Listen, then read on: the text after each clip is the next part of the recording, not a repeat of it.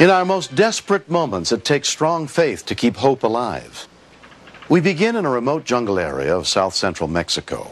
In February of 1992, Maryland dentist Jim Ray, his wife Karen, and their 8-year-old son Billy were on a goodwill mission to bring much-needed care to the local Indians, never once expecting that they would become the ones in need.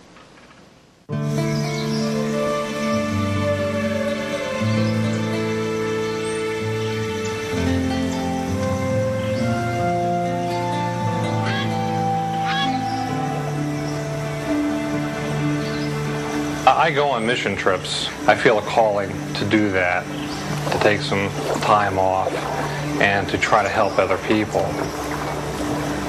The people are wonderful down there. And we go to very remote villages where they seldom see any type of medical personnel. There are no roads into these areas. There are trails, you can take rivers, you have to hike. Louise Slammers was one of the missionaries on the trip. We knew we had quite a walk, and you saw some real nice rivers, lots of flowers, very jungle-like area. We knew, of course, that there's always a risk to doing work like this. My wife, she was very enthusiastic about going. Billy, we left the decision up to him, and he decided that he would like to go with us.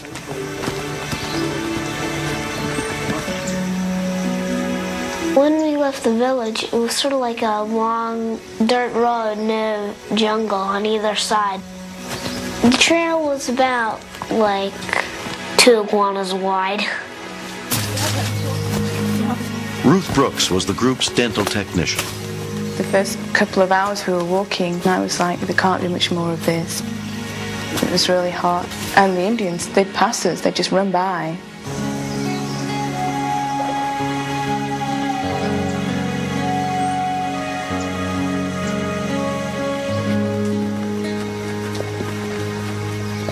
I have horses at home, and you couldn't take horses over these trails. Only mules, burros could keep their footing going up and down these trails because it just gets too treacherous.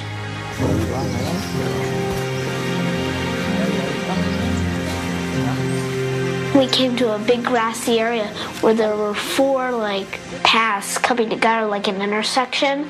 So I named that the mule intersection. We got to a point where it was a really steep incline, and I just remember looking up and thinking, another hill to climb. Karen had been walking for quite a ways, and she had some shortness of breath because she has some asthma problems. You easily feel at home with her, so you share experiences quite quickly.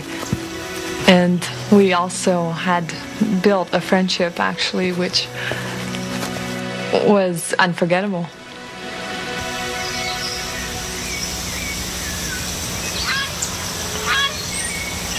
Un machetero adelante. It was very narrow because we were walking single file, and at that point the vegetation is so thick you don't know how far down it is. We didn't even know the cliff was there because there was a lot of trees and stuff.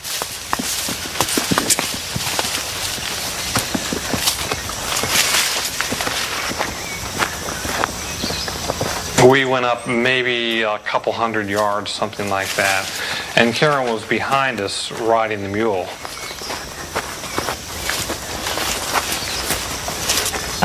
Mule started to lose its balance and misstep the rocks. Then she couldn't hold on anymore.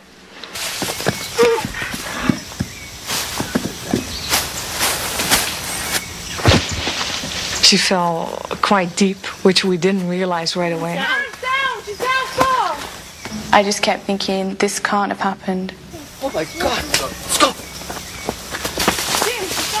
It was a terrible drop. At that point, I ran back down, and she was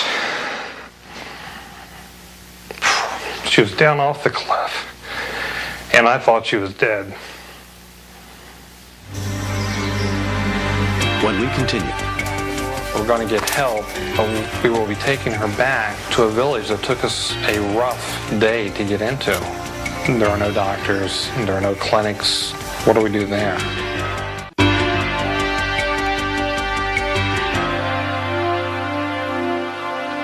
While on a mission of goodwill in an isolated area of Mexico, more than 100 miles from the nearest doctor, Karen Ray fell off a cliff, plunging to the jungle floor below.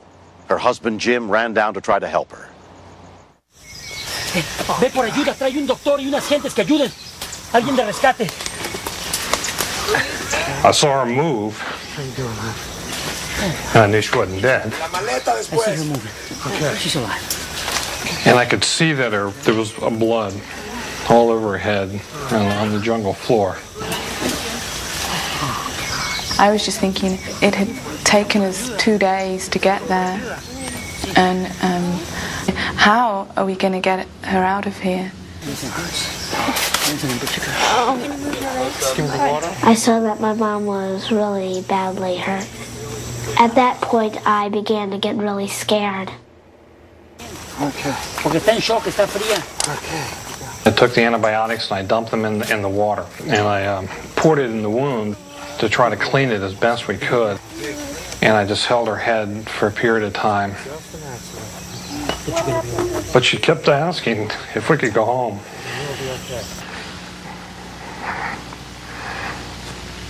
And I told her yes. But I didn't know how. Que venga gente a ayudarnos, a ver cómo le haces. The Indians decided to run to the village for help, to carry her. Para hacer una camilla porque no la podemos mover porque a lo mejor se rompió algo la señora. I had actually had a fear that maybe she would be paralyzed because she couldn't move her legs.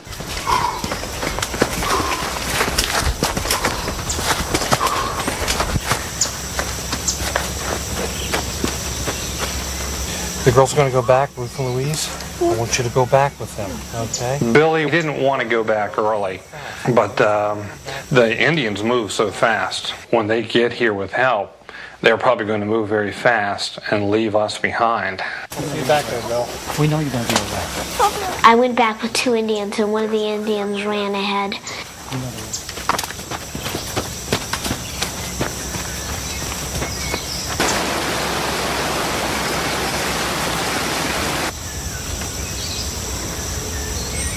She kept saying, my back is broken. But my biggest concern at that point was the head wound. I was very concerned about swelling in the brain because she took quite a blow. And I'm thinking, okay, we're going to get help to carry her out of this situation, but we will be taking her back to a village that took us a rough day to get into. What do we do there? There are no doctors, there are no clinics, there are no phones, there are no communications whatsoever. There are no roads to that village. I did know that they had a grass landing strip for a bush plane, but this was Sunday, and they don't fly on Sunday. I felt totally helpless.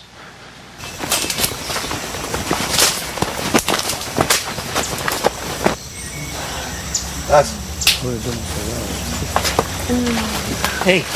A lot of villagers came back.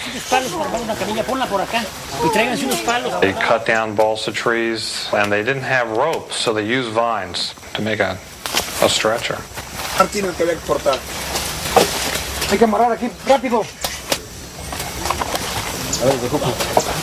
Okay. Have a sleeping bag here, please. Let's put it under her. We spread a bedroll out right next to her. Gently rolled her away from the bedroll. Okay, now. And rolled her back on it. Very easy, very easy. Take your time, take your time. A ver, más para allá, más para arriba. Con cuidado, ten cuidado de sacudirla. We just kept trying to comfort her about the back problem. I don't think she felt the head wound at all.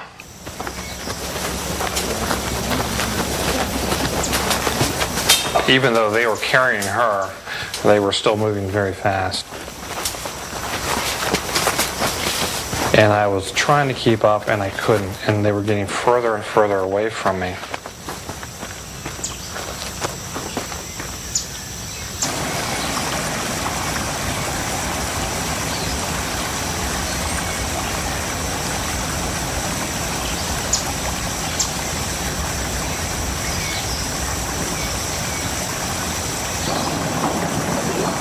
There were 4 river crossings. What the Indians did was they simply plunged right in the shortest way. And to see them carrying her across this river was remarkable.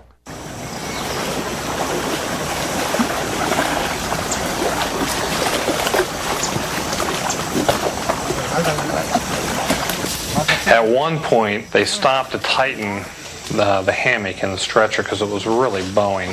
And they laid her down on the ground, and they stopped and they laid hands on her, and they prayed.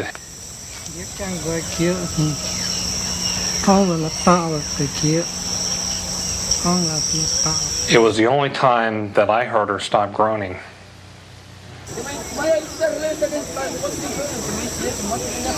It was the longest day of my life.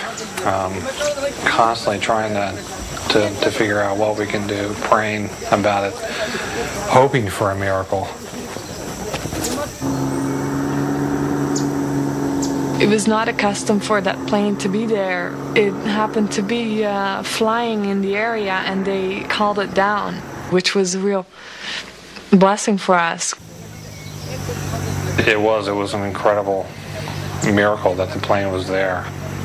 This missionary has been there for 25 years. He has never known it to fly in on a Sunday. It just doesn't happen. And yet here it was.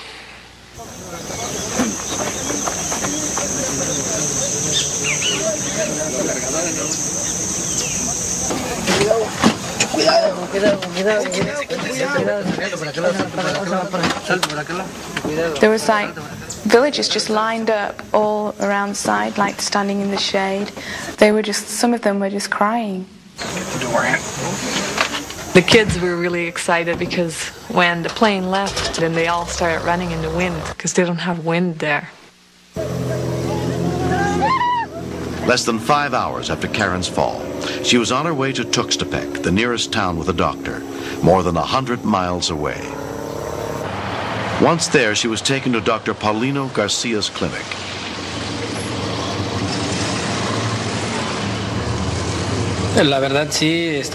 I was worried because we weren't sure of the degree of her injuries. We definitely knew there was a problem with her pelvis, but we didn't know to what extent. I wasn't sure if she would be able to walk again.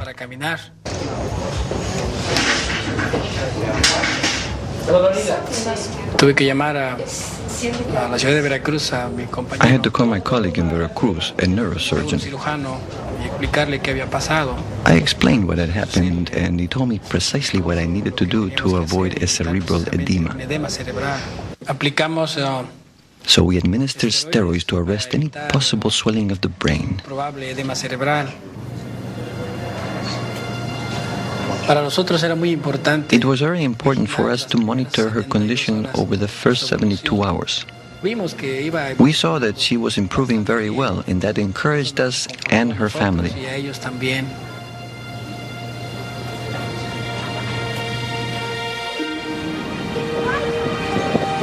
In the 2 years since the accident, Karen Ray has been recovering from her fractured pelvis and nerve damage from the back injury she suffered as a result of the fall.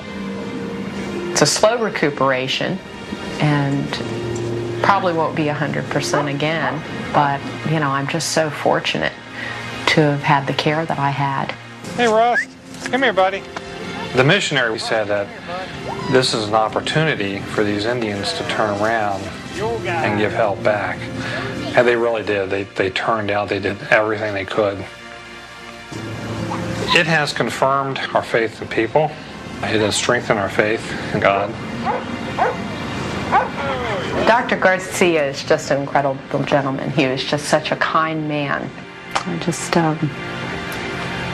I'm really touched that somehow he came into my life.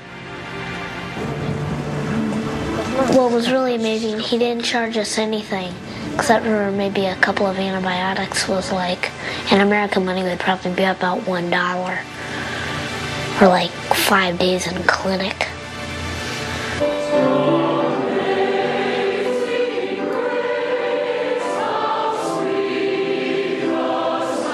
I wouldn't have traded that day in the jungles for anything in the world.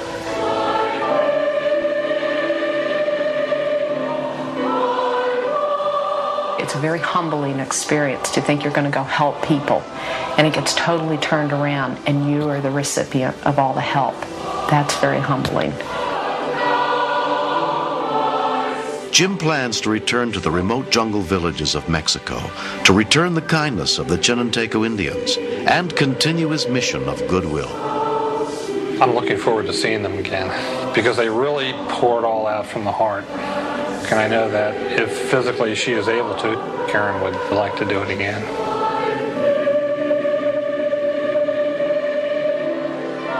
If I could speak in Chinanteco dialect, I'd probably say thank you for saving my mom's life.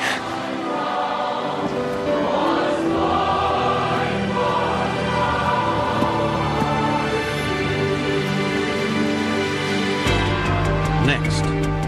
It was so fast. I'd never seen anything like that.